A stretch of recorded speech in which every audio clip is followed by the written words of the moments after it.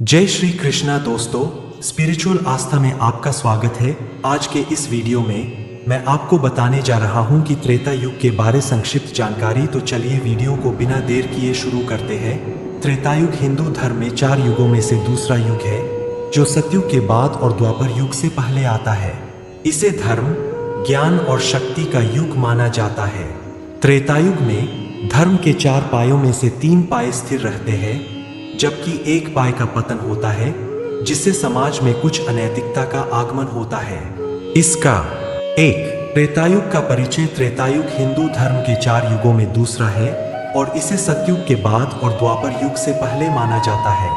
इसे त्रेतायुग इसलिए कहा जाता है क्योंकि इसमें धर्म के 4 में से 3 स्तंभ सत्य, तप और दया टिके हुए थे। धार्मिक और नैतिक आदर्शों के हिसाब से यह सतयुग से थोड़ा कम था, परंतु अभी भी लोग सत्य और धर्म का पालन करते थे। 2. त्रेतायुग का धार्मिक और आध्यात्मिक महत्व। त्रेतायुग में भगवान विष्णु ने अपने 7वें अवतार के रूप में श्री राम का रूप धारण किया। यह युग आदर्श जीवन के मूल्यों जैसे सत्य, कर्तव्य, न्याय और समर्पण के आदर्शों का प्रतीक है। रामायण इस युग की प्रमुख कथा है, जिसमें श्री राम का जीवन और उनके आदर्श गुणों का वर्णन है। इस युग में ऋषि मुनियों और संतों का समाज में उच्च स्थान था। वे समाज को धर्म के मार्ग पर ले जाते थे और कठिन तपस्याओं के माध्यम से आध्यात्मिक ज्ञान का प्रसार करते थे। 3. त्रेतायुग की राजनीतिक और सामाजिक व्यवस्था। इस युग में राजा प्रजावत्सल और न्यायप्रिय होते थे। राजा का मुख्य कर्तव्य प्रजा की सेवा और सुरक्षा करना था। श्री राम जैसे राजा का आदर्श था कि वे धर्म और सत्य के मार्ग पर चलते हुए अपने कर्तव्यों का पालन करें। त्रेतायुग में वर्ण व्यवस्था का पालन होता था, जिसमें ब्राह्मण शिक्षा और पूजा में, क्षत्रिय शासन में, वैश्य व्यापार में और शूद्र सेवा में संलग्न थे। स्त्रियों को समाज में सम्मान दिया जाता था। वे परिवार और समाज के धर्मकर्म के कार्यों में सहयोग करती थी। सीता, अनुसुईया और मंदोदरी जैसे महिलाओं के आदर्श उदाहरण प्रस्तुत है, जो पवित्रता और आदर्श नारीत्व का प्रतीक मानी जाती है। 4. प्राकृतिक संसाधनों और जीवन शैली का संतुलन। त्रेतायुग में लोग प्रकृति का सम्मान करते थे और प्राकृतिक संसाधनों का संरक्षण करते थे। पर्यावरण को शुद्ध और संरक्षित रखना सभी का कर्तव्य माना जाता था। लोग खेती, पशुपालन और अन्य प्राकृतिक संसाधनों का उपयोग संतुलित रूप से करते थे। सामान्य जीवन में विलासिता की प्रवृत्ति बहुत कम थी और लोग सादगी से जीवन जीते थे। वे अपनी आवश्यकताओं को सीमित रखते और अधिक से अधिक आत्मसंयम का पालन करते थे। 5. श्री राम और रामायण की कथा। त्रेतायुग का सबसे महत्वपूर्ण महाकाव्य रामायण है। इसमें श्री राम का चरित्र, उनके त्याग, संघर्ष और विजय की कथा है। उन्होंने अपने पिता के वचन की रक्षा के लिए 14 वर्षों का वनवास स्वीकार किया और अपनी पत्नी सीता और भाई लक्ष्मण के साथ वन में रहकर कठिनाइयों का सामना किया। इस कथा में राक्षसों और देवताओं के बीच संघर्ष का भी वर्णन है, जिसमें श्री राम ने रावण का वध करके धर्म की विजय स्थापित। रावण, जो कि राक्षसराज था, अत्यंत बलशाली और विद्वान था, लेकिन उसने अपने अहंकार और अधर्म के कारण पतन का मार्ग अपनाया। श्री राम का जीवन आदर्शों, सिद्धांतों और उच्चतम नैतिकता का प्रतीक माना जाता है।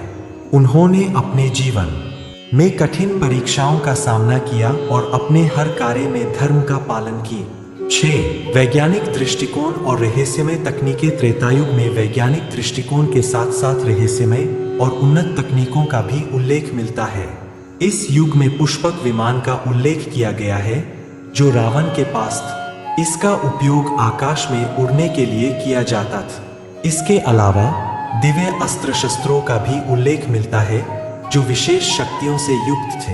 ये अस्त्र शस्त्र आधुनिक विज्ञान से परे है और आध्यात्मिक शक्तियों से संपन्न माने जाते थे। 7. अध्यात्म और तपस्या का महत्व। त्रेतायुग में ध्यान, तप और योग का अत्यधिक महत्व था। ऋषि मुनि और साधारण लोग भी अपने आत्मज्ञान के लिए तपस्या करते थे। वे अपने जीवन का उद्देश्य मोक्ष प्राप्ति और आत्मशुद्धि मानते थे। धर्म और आध्यात्मिकता के मार्ग पर चलते हुए लोग अपने जीवन का उच्चतम उद्देश्य मोक्ष प्राप्ति और ईश्वर का साक्षात्कार मानते थे। इस युग में ध्यान और तपस्या का साधना पद्धति में एक महत्वपूर्ण स्थान। 8 त्रेतायुग के आदर्श और नैतिकता का प्रभाव। त्रेतायुग में जीवन का आदर्श सत्य, कर्तव्य और नैतिकता पर आधारित। श्री राम के आदर्श चरित्र ने समाज को सिखाया कि सत्य और धर्म का पालन करने में कोई भी कठिनाई या बलिदान बड़ा नहीं होता। रामायण की शिक्षाएं आज भी लोगों के जीवन को प्रेरित करती है और उन्हें उच्च नैतिकता और आदर्श मूल्यों का पालन करने के लिए प्रेरित करती है। त्रेतायुग की यह शिक्षा है कि जीवन में सच्चाई, कर्तव्य पालन और करुणा के गुण सर्वोच्च माने जाते हैं।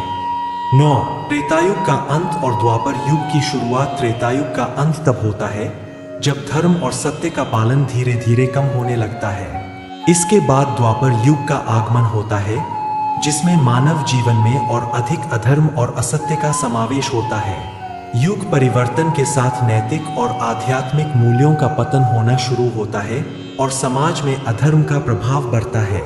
निष्कर्ष, त्रेतायुग का जीवन आदर्श और नैतिकता पर आधारित। इस युग में धार्मिक और आध्यात्मिक मूल्यों का पालन किया जाता था। लोग संयमित और नियमबद्ध जीवन जीते थे, जहां सत्य, तप और दया का विशेष स्थान था। श्री राम और रामायण की शिक्षाएं इस युग के आदर्शों और नैतिकता का प्रमाण है। त्रेतायुग का समाज शांति, सामंजस्य और धार्मिकता में विश्वास रखता था और इस युग के आदर्श आज भी लोगों के लिए प्रेरणा स्रोत बने हुए हैं। अगर आप इस विषय पर और भी गहराई से जानना चाहते हैं तो किसी विशिष्ट पहलू को और विस्तार से बताने के लिए कह सकते हैं। तो दोस्तों, कैसी लगी जानकारी? वीडियो अच्छी लगी होगी तो वीडियो को लाइक करें और चैनल पर नए होंगे तो चैनल को सब्सक्राइब करें और वीडियो में अंत तक बने रहने के लिए धन्यवाद देता हूं नए वीडियो पर।